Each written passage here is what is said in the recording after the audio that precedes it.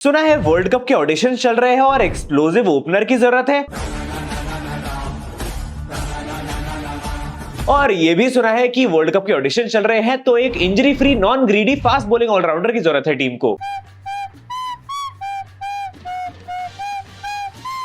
आ गया भाई, आ गया। यशस्वी जायसवाल का जो फॉर्म कहीं खो गया था वो वापस आ गया। हाँ भाई, वो कौन लोग थे जो कह रहे थे कि यशस्वी जायसवाल इस बार शायद वर्ल्ड कप में नहीं जाएगा, फॉर्म खराब चल रहा है। 5 बजे जरा गार्डन में आ जाना रोहित भाई को, तुमसे कुछ बात करनी है। ये आपने कहा था। What a match winning knock भाई, अभी तक तो फॉर्म ही नहीं आ रहा था, अब सीधा सेंचुरी लगा दी है बंदे ने। लोग यहाँ सोचते रह गए कि भाई ये बंदा अच्छा नहीं खेल रहा है, इसको वर्ल्ड कप कौन ही लेके जाएगा, लेकिन इसकी आदत है सबको गलत प्रूव कर ही देता है। और इस बार तो जायसवाल भाई ने दिखा दिया वो कितने सीरियस है वर्ल्ड कप जाने के लिए। अरे हमारे बेस्ट बॉलर को पेल दिया, बुमराह को पेल के आ रहा है बंदा। 16 रन 1 ओवर में, क्या 6 मारा यार बुमराह को। ऐसी हालत कर दी थी कि बुमराह भाई भी अपनी डिफॉल्ट सेटिंग पे चले गए थे, नो बॉल डालने लग गए फिर से। बट हाँ जायसवाल भाई अभी फाइनल नहीं हुआ है, गिल अभी भी कंपटीशन में है, तो थोड़ा कंसिस्टेंटली और परफॉर्म कर लो, फिर कौन रोकेगा आपको।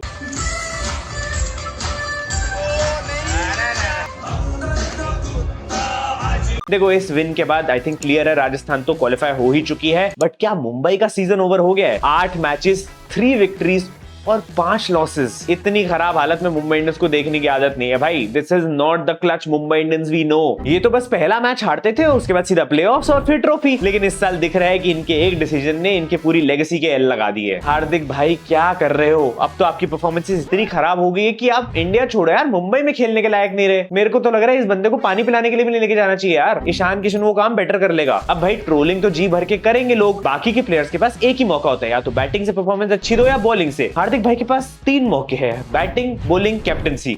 बंदा एक में भी अच्छा नहीं कर रहा है। अरे इससे क्यों धुलवा रहा है? मैच में तो हम धो ही देंगे।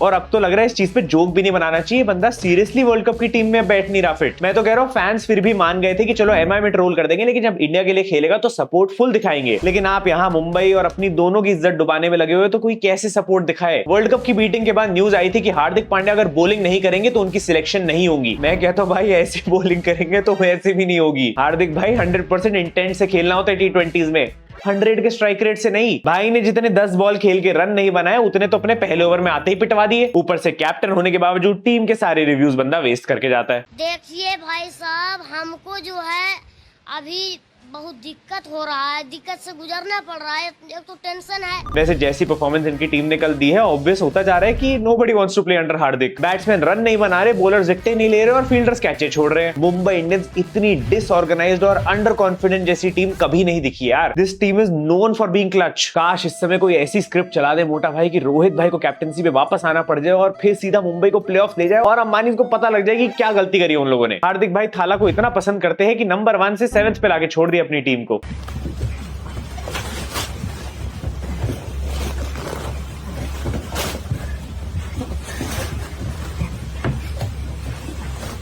बट ये सब छोड़ो भाई, we have to talk about Sandeep Sharma. ये क्या कमबैक करी है इंजरी के बाद। अरे बंदे का पहली करियर कमबैक में चल रहा है और उसमें भी इंजरी हो गई, उससे भी कमबैक कर ली इसने। 5 for लिया है कल के मैच में, बड़ी बड़ी विकेट्स निकाली है और भाई best figures in this years IPL. मैं तो इंप्रेस हो गया और मैंने देखो पूरा डेटा निकलवा दिया भाई का। 3 मैच खेले हैं एलएसजी, डीसी और मुंबई के अगेंस्ट। सिर्फ डीसी के अगेंस्ट परफॉर्मेंस थोड़ी एवरेज थी, लेकिन मुंबई और एलएसजी के अगेंस्ट भाई टॉप नॉच था बंदा। डिफिकल्ट ओवर्स डाले हैं और ज्यादा रन भी नहीं दिए। इनफैक्ट स्टैट्स सजेस्ट करते हैं कि सूर्या, विराट, धोनी, रोहित ये सब स्ट्रगल करते हैं इसके अगेंस्ट रन बनाने में। 3 मैच में 6 विकेट्स है और इकोनॉमी देख के तो सिराज मियां रिटायरमेंट ले ले इस सीजन। प्लस बंदा 30 साल का है, ज्यादा ओल्ड नहीं हुआ और एक्सपीरियंस भी हो गया। मुझे ये समझ नहीं आ रहा कि सिलेक्टर्स इसके बारे में ऑलरेडी क्यों नहीं सोच रहे हैं। हम सबको सच पता है कि कुछ भी हो जाए ऐसे प्लेयर्स को तो ये लोग कभी सिलेक्ट नहीं करने वाले। बट तुम यहाँ देखो तो रियलिटी ये है, हमारे फर्स्ट चॉइस पेसर्स की परफॉर्मेंस काफी वाहियात है इस समय, बुमराह को छोड़ के। और ये बंदा इस सिचुएशन में एक डिसेंट ऑप्शन बन जाता है। एटलीस्ट बैकअप के लिए तो सोच लो। बहुत तकलीफ होती है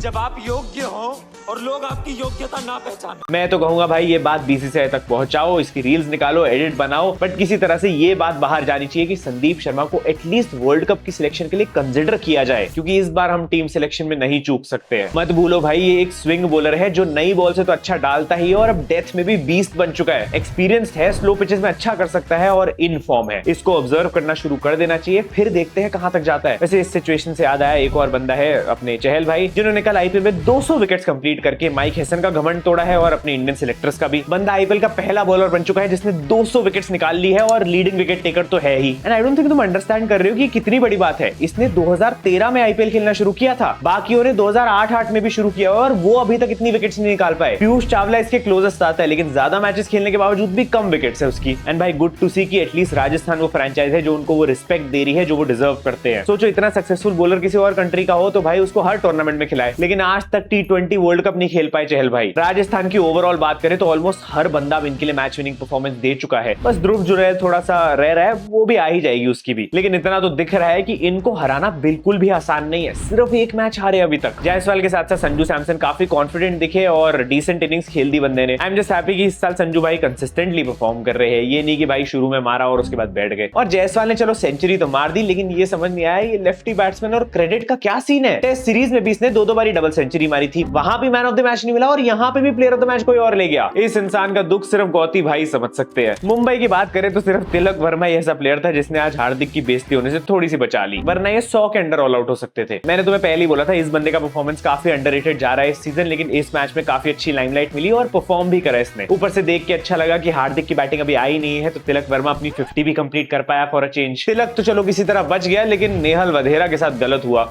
49 पे आउट हुआ है बंदा और सोचो बैटिंग करने कौन आया उसके बाद।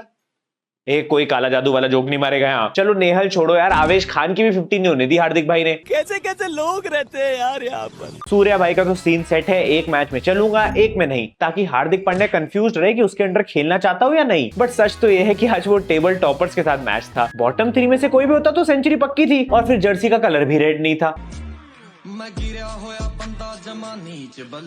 वैसे देखो सूर्या भाई मैं मजाक तो बना रहा हूँ भी आईपीएल में, लेकिन आपसे बहुत उम्मीद है इस T20 वर्ल्ड कप में। ओडीआई में तो चलो जो हुआ सो हुआ, बट T20 वर्ल्ड कप में हम आपके भरोसे ही जा रहे हैं। वहां ऐसा रेड पिंक ब्लू का भेदभाव मत करना प्लीज। इसकी गारंटी मैं नहीं दे सकता। कुछ भी कर लो, ये लेफ्ट आर्म पेसर हमारी नींदें उड़ा के ही छोड़ते हैं। दे दी रोहित भाई ने विकेट इस बार भी। फनी चीज तो यह है कि अभी तक किसी दिन रोहित फेल हो रहा था, किसी दिन सूर्या और किसी दिन बुमराह। आज पहली बार तीनों एक साथ फेल हुए। अब लगता है पेशेंस खत्म हो गई है और एक्टिंग नहीं हो पाएगी हार्दिक के अंडर अच्छा खेलने की। बॉलिंग में भी इन्होंने एक्सपेरिमेंट करके देख लिया, बेबी मलिंगा समझ के खिलाया था, बट ये तो बेबी मलिंगा का भी 144p वाला वर्जन निकला। मफाका, कोएट्जी और नुवन थुसारा तीनों की तीनों फॉरेन बॉलर्स हार्दिक के अंडर फेल ही हुए हैं। मैं तुम्हें बता रहा हूँ भाई, मैं इस चीज से मूव ऑन नहीं हो पा रहा कि लास्ट टाइम कैसे क्रिस जॉर्डन से रोहित भाई ने पूरा सीजन काट लिया। अब भाई आगे बढ़ने से पहले मैं कल की वीडियो की एक बार बात जरूर करना चाहता हूँ, वो नो बॉल कंट्रोवर्सी वाली, जहाँ पे काफी कॉमेंट्स मैंने पढ़े और लोग बोल रहे थे कि मेरा लॉजिक सेंस नहीं बना रहा, मैं विराट कोहली का अंधभक्त हूँ और मेरा डिसीजन थोड़ा बायस था। देखो ठीक है, तुम्हारा अपना ओपिनियन है, तुम लोग मानते हो वो आउट था, आई रिस्पेक्टेड। मुझे ये नहीं बोलना चाहिए था कि एक ही आउटकम हो सकता है। आई थिंक मैं वहां पे गलत था। एंड इसका मतलब ये नहीं कि तुम यही अजम्पशन बनाओ कि मैं बायस्ड हूं। यहाँ पे वहां कोई भी प्लेयर होता, कोई भी टीम इन्वॉल्व होती, कितनी भी बड़ी कंट्रोवर्सी क्यों ना होती, मैं उसके बारे में बात करता और मैं तब भी नॉट आउट ही देता, क्योंकि मुझे ऐसा लगा कि बैट्समैन वो डिलीवरी कैसे ही खेल पाएगा। भाई हो सकता है मैं गलत हूं, मुझे कोई दिक्कत नहीं है उसमें। एंड मैं ये मानता हूं कि रूल्स चाहे कुछ भी कहे, लेकिन अगर एक डिसीजन बनाया जाता है तो सिचुएशन को भी माइंड में रख के बनाया जाना चाहिए। इतना मुझे जरूर लगता है कि जो लोग इस समय इस सिचुएशन से अग्री नहीं कर रहे हैं, वो वही अगर एक इंडिया का वर्ल्ड कप का मैच होता है यहाँ पे, तो भाई अंपायर्स की कमेंट सेक्शन में पहुंच जाते गाली देने। एंड मैंने कभी भी नहीं बोला कि सिर्फ इस रीजन से आरसीबी मैच हारी। मुझे पता है उनकी अपनी ही परफॉर्मेंस इतनी खराब थी। इनफैक्ट मैंने डीके को भी क्रिटिसाइज करा था for playing slow in the end. और ये बात तो तुम इस समय कहीं पे भी जाके पढ़ सकते हो कि इस आईपीएल सीजन में अंपायरिंग अच्छी नहीं हो रही है। अब आई होप तुम मेरी साइड समझ पाओ। KKR I think fair and square जीती और जीतना डिजर्व भी करती थी, क्योंकि उन्होंने अच्छा खेला। बट इन सब में सबसे अब्सर्ड चीज मुझे ये लगती है कि लोगों को लगता है मैं आरसीबी सपोर्टर हूं। नहीं मतलब सीरियसली यार, तुम्हें क्यों ऐसा लगता है कि मैं आरसीबी को सपोर्ट करता हूं?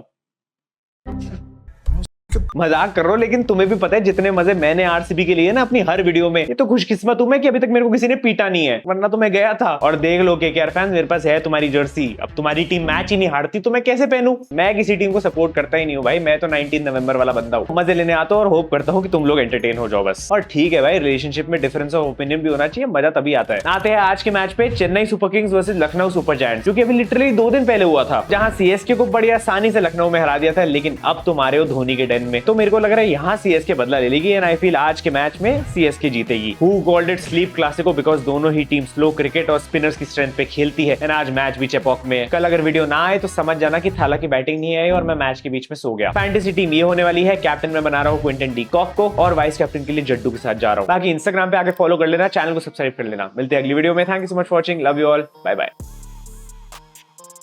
भैया एक चॉकलेट आइसक्रीम देना, मैंगो आइसक्रीम। ये आरसीबी आइसक्रीम कौन सी है? Ice cream without cup. मैं गिरा होया बंदा जमा नीच बल्ली है।